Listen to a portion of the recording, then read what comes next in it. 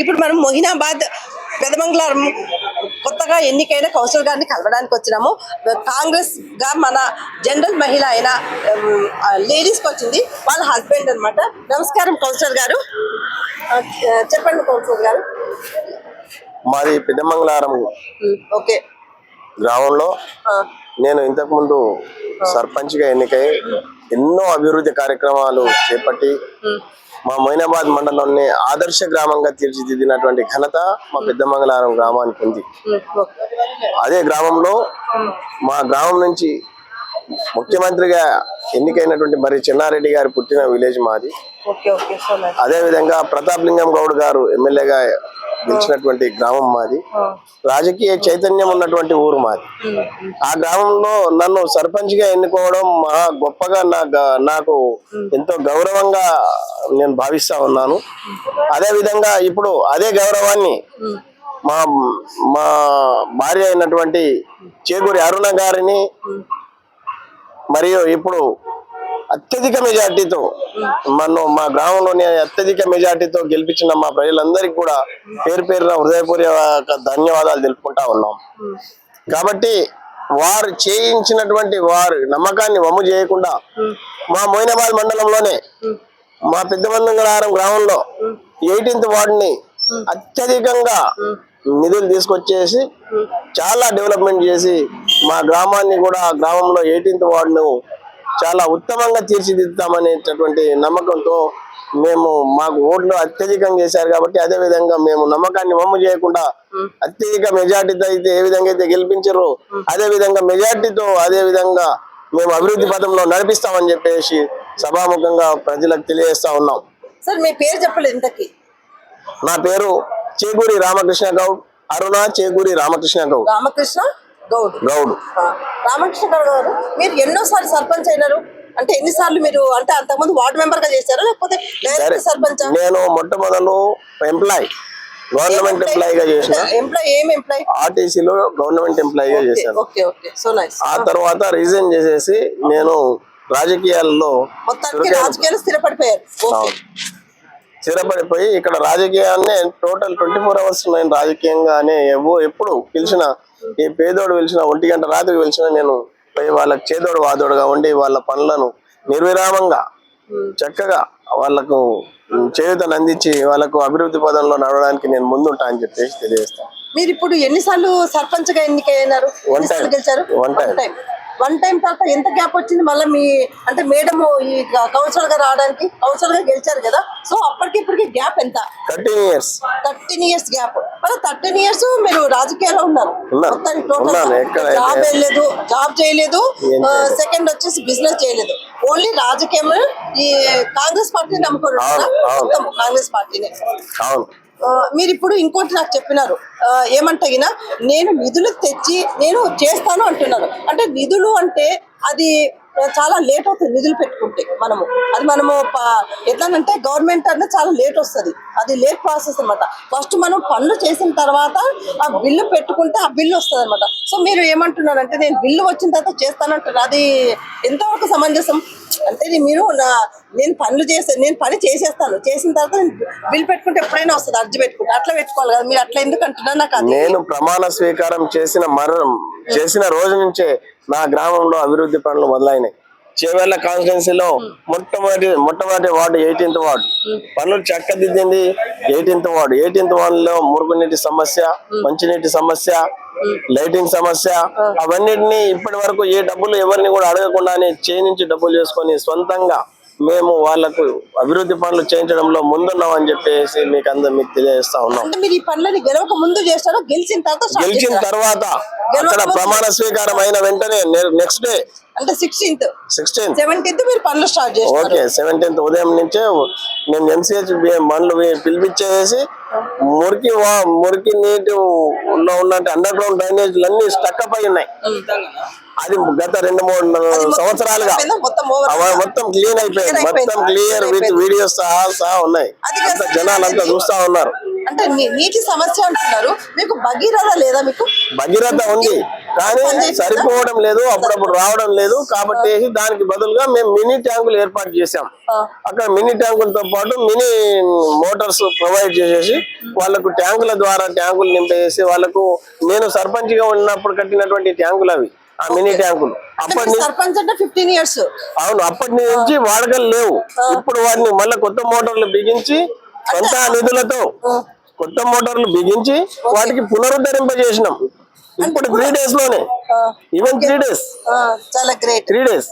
కరెక్టే సార్. పాత ట్యాంకులు అంటే అంత పాచి పట్టి అంత పాడే అవన్నీ క్లీన్ చేయించి కలర్ వేయించి కొత్త మోటార్ బిగించి అదే బుడగజంగం బస్తీలో అవన్నీ చేయించి అండర్ గ్రౌండ్ డ్రైనేజ్ వాళ్ళను ఎంసీఎస్ ద్వారా వెహికల్స్ పిలిపించేసి ఆ డ్రైనేజ్ క్లీనింగ్ కూడా మేము దగ్గరుండి చేయించినాం. అవన్నీ మీకు అపోజిషన్ గా ఎంతమంది నిలబడ్డారు? మొత్తం ఎంతమంది? మా దాంట్లో 18th వాళ్ళు నలుగురం నిలబడ్డాం. నలుగురం. ఎంతమంది గెలిచారు? ఒకటి నేను Congress, okay, BJP, BRS, independent, నలుగురం. నలుగురులో మీరు గెలిచారు. నేను గెలిచారు నలుగురులో. మీరు మొత్తం ఓటర్ సంఖ్య ఎంత మీ వార్డులో? 1382. ఓకే. మీరు అపోజిషన్ కానీ మీరు ఎంత అత్యధిక మెజార్టీతో మీరు గెలిచారు? 358. ఎక్కువనే, బాగా 300 ఎక్కువనే, చాలా ఎక్కువనే మెజార్టీ. దట్ ఈస్ మెజార్టీ, అర్థమైంది. Not voting. అర్థమైంది. Not voting. 711 ఓటింగ్ నాకు వచ్చిన ఓటింగ్. 300 పైన మీకు మెజార్టీ. వాళ్ళకన్నా నా మెజార్టీ అంతా కూడా రాలా, ఎవరికి ఓటింగ్ కాదు. అవును, అదే తెలుస్తుంది అక్కడ. మీ ఊరు కూడా చాలా పెద్దదే కదా. అంటే అక్కడ మనము ప్రజలతో ఎంత సన్నిహిత సాహిత్యంగా ఉన్నాము, ఎంత చక్కగా పనిచేస్తారని చెప్పేసి ప్రజలు మన మీద ఎంత నమ్మకంతో ఓటింగ్ చేశారు. అభివృద్ధిలో కూడా అదే ముందంజలు ఉండాలనే ఉద్దేశంతో వాళ్ళ డబ్బులు వచ్చినా డబ్బులు రాకపోయినా నిస్సందేహంగా సొంత నిధులతో, అందుకే డబ్బుల గురించి ఆలోచించకుండా పనులు మొదలు పెట్టడం జరిగింది. ఇప్పుడు మేడం గారు కౌన్సిలర్ గా నిలబడ్డారు కదా సార్? అవును. అయితే ఏ ధైర్యంతో నిలబడ్డా అంటే మీరు ప్రోత్సహించినారా, లేకపోతే మీకు గెలుస్తాము అన్న ఒక హోప్ ఉన్నది? సో మీ ధైర్యమా, లేకపోతే మేడం ఆత్మధైర్యమా నేను గెలుస్తాను, లేకపోతే మీ నైబర్సా, లేకపోతే మీ గ్రామ ప్రజల అంటే వాళ్ళు ఏమన్నా ధైర్యం చెప్పినారు మీరు నిలబడండి కంపల్సరీ మీరు గెలుస్తారు అన్న ఇది ఎట్లా మీ ప్రోత్సాహమా, లేకపోతే మేడమే ఆత్మధైర్యమా, ఎట్లా? అంటే మా ప్రోత్సాహమే. ముందు మేము ఎట్లాగో జనరల్ వస్తే నేనే అనుకున్నా, జనరల్ రాలేదు, ఉమెన్ వచ్చింది కాబట్టి ఆమె ముందుకై నేను ధైర్యంగా మేడమే నిలబడిందా, మీరు ప్రోత్సహించారు మీరు నిలబడండి అని ఆ ధైర్యమా, లేకపోతే తను నేను గెలుస్తాను తనంతకు తనే నిలబడిపోయిందా? మేము ప్రోత్సహించిన మేడం, ప్రోత్సహించిన ఫుల్ మీ ఇదైతే ఉంది. మేము మా పిల్లలు, మా బ్రదర్స్, మా బంధువులు అందరూ కూడా అందరూ ధైర్యం చెప్పినారు, మేము ఉన్నాము, నువ్వు భయపడద్దు. భయపడాల్సిన అవసరం లేదు, మంచి చదువుకున్నది, ఎడ్యుకేటెడ్, ఆమె కూడా చాలా బాగా చదువుకుంది, అట్లేం లేదు. ధైర్యం కూడా బాగా మంచి ధైర్యం. ఎడ్యుకేటెడ్ కి దీనికి సంబంధం ఉండదు. ఇది ఎట్లా అంటే ప్రజల తీర్పు ఉంటది, దానితోడు లక్ కూడా ఉంటది. సో రెండు కలిసి వస్తేనే మనం గెలుస్తాం. నేను సర్పంచ్ చేసిన టైంలో ఇక్కడ చూసిన అనుభూతిని చూడడం జరిగింది. రిజర్వేషన్ వచ్చింది కాబట్టి తప్పని పరిస్థితిలో నిలబడాల్సి వచ్చింది, నిలబడ్డది. ఆత్మస్థైర్యంతో బయటికి వెళ్ళింది. ఇప్పుడు గెలుసా అనే నమ్మకం ఉంది. చెప్పండి, అది కరెక్ట్. గానీ చదువుకున్నదంటే ఇప్పుడు చదువు రాళ్ళు కూడా గెలిచినారు. అట్లాంటి అక్షరముక్క రాళ్ళు కూడా చాలా మంది గెలిచారు. లేడీస్ ఇప్పుడు చాలా మంది గెలిచారు కదా, అది నేను అనేది. మా ప్రోత్సాహంతో అది సో నైస్. అది నేను అనేది మీ ఎట్లయినా మేడం కి మీ ధైర్యం ఉంటేనే మాతో పాటు నేను ఒక్కనే కాదు, మా పిల్లలు, మా బ్రదర్స్, మా కుటుంబ సభ్యులు, తర్వాత మా కార్యకర్తలు, ఊరి పెద్దలు అందరి సహకారంతో మనం ఇంత మెజార్టీ ఇచ్చినామంటే అందరి సహకారం ఉంది కాబట్టి ఇంత మెజార్టీ ఇవ్వగలిగి. అది నేను అడుగుతున్నాను. సో మీరు గెలిచినందుకు ఏం చేద్దాం అనుకుంటున్నారు? అంటే అంతకు ముందు సర్పంచా లేకపోతే కౌన్సిలర్ ఉన్నది? అంతకు ముందు నేను సర్పంచ్ గా ఉన్నా. మీరు కాదు సార్, మేడం ఇప్పుడు అంతకు ముందు ఉన్న కౌన్సిలర్ లేకపోతే సర్పంచ్ వాళ్ళకన్నా మెరుగుగా మేడం మీరు ఏం చేద్దాం అనుకుంటారు మెరుగుగా? మేము మా ఊర్లో ఒక కుంట ఉంది మేడం, చెరువు కుంట. చెరువు కుంటకు చుట్టూతా వాకింగ్ సర్కిల్ చేయాలనుకుంటున్నాం. వాకింగ్ ట్రాక్ ఒకటి, చుట్టూతా లైటింగ్, అందరికి. లైట్లు అంటే విద్యుత్ దీపాలా? అవును, మొత్తం ఊరు మొత్తం దీపాలు లేకపోతే వాకింగ్ ట్రాక్ వాకింగ్ ట్రాక్ మొత్తం ప్లస్ విలేజ్ విలేజ్ కి కూడా ఇప్పుడు వీధి దీపాలు లేవంటారు. లేవు, ఉన్నాయి ఉన్నాయి కానీ అక్కడక్కడ లేవు. అప్పట్లో నేను అప్పుడు సర్పంచ్ ఉన్నప్పుడు చేయించాను. ఇప్పుడు చెట్లు బాగా మొలిసేసి దాన్ని అందవిరాకారంగా ఉంది కాబట్టి ప్రత్యేకమైన నిధులు తీసుకొచ్చేసి ఆ చెరువును పునరుద్ధరించి రోడ్డు బైక్ ట్రాక్ చేపించేసి వాకింగ్ ట్రాక్ చేయడానికి కృషి చేస్తాం. తాగునీటి సమస్య పూర్తిగా నిర్మూలిస్తాం. విద్యుత్ లైట్లు ప్రతి స్తంభానికి విద్యుత్ లైట్లు ఉండే విధంగా చూస్తాం. ఇప్పుడు మీరు రోడ్లు డ్రైనేజీ వ్యవస్థ పునరుద్ధరిస్తాం. ఎలాంటి సమస్య లేకుండా అందరికి ప్రజల్లో 24 hours అందుబాటులో ఉంటాం. కరెక్ట్. ఇంకా మీరు ఇప్పుడు మహిళలు ఉన్నారు కదా, మహిళలకు ఏమైనా స్వయం ఉపాధి కింద ఏమన్నా మీ తరఫు నుంచి గెలిచిన కాబట్టి ఏమైనా చేయదలుచుకున్నారా? ఏమైనా ఉందా ఏమన్నా అట్లాంటి వాగ్దానం ఏమన్నా స్వయం ఉపాధి కింద? స్వయం ఉపాధితో పాటు నిరుద్యోగ సమస్య, స్వయం ఉపాధి, యువకులకు ఉద్యోగ అవకాశాలు కల్పించడానికి మేము ముందుంటాం మేడం. తప్పకుండా వాళ్ళకు తగినటువంటి యువశక్తి పథకం కింద, ఉపాధి పథకం కింద డాక్రా మహిళలకు కూడా వాళ్ళకు కూడా ఎవరైనా చేయూతనియాల్సిన అవసరం ఉంది. చేస్తాం మేడం, తప్పకుండా చేస్తాం. సో సార్ ఏమంటున్నారంటే స్వయం ఉపాధి కింద ఉద్యోగం లేని వాళ్ళకి కానీ ఆడవాళ్ళకి కానీ ఉద్యోగాలు ఇప్పించడం కానీ ఇట్లాంటివన్నీ చేస్తామంటున్నారు. ఇంకా ఒక ముందు ఉన్న సర్పంచ్ సార్ ఉన్నది కౌన్సిలర్ అంతకు ముందు నిలబడింది మీరు కాదు మేడం కన్నా ముందు ఎలక్షన్ ఎవరు? ముందు వేరే జనరల్ వార్డు నుంచి వేరే వాళ్ళు.